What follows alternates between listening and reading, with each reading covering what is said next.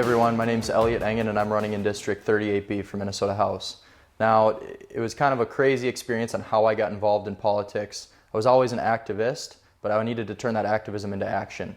And what happened that really sparked that was meeting Joe Mitchell in Iowa, or from Iowa rather, in West Palm Beach for a Turning Point Student Action Summit.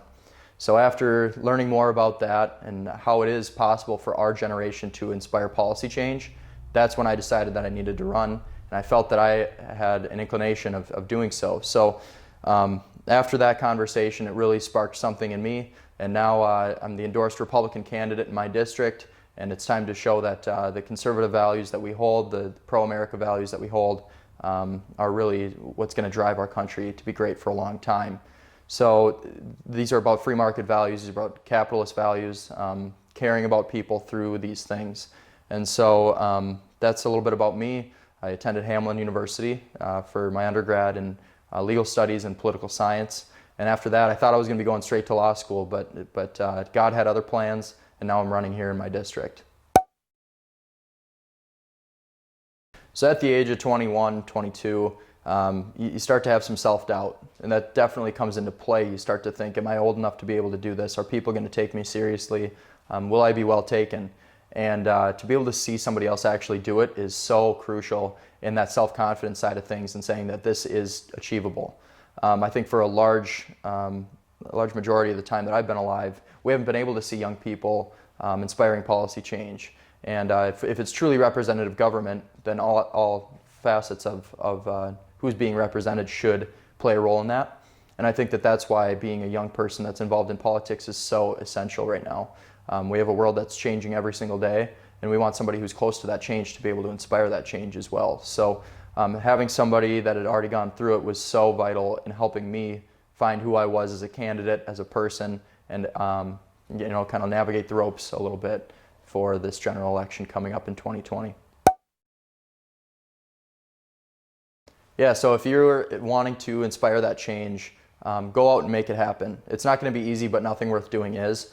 Reach out to other people who have been in that exact same position, who have had those same doubts, but have that same passion and drive to be able to do what you want to do, and make it happen. Don't let anybody else tell you that it can't be done, because we were told that exact same thing, and here we are.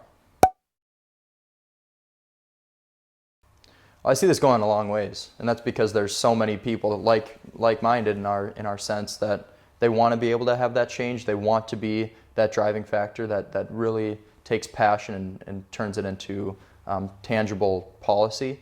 So I can see this going a long ways. I can see a lot of people going through this organization, having that mentorship, becoming a stewardess, and doing that exact same thing, giving back to how they were taught as well. So it really, what goes around comes around, and this would be so great in inspiring that next level of change that will be seen for decades to come. So.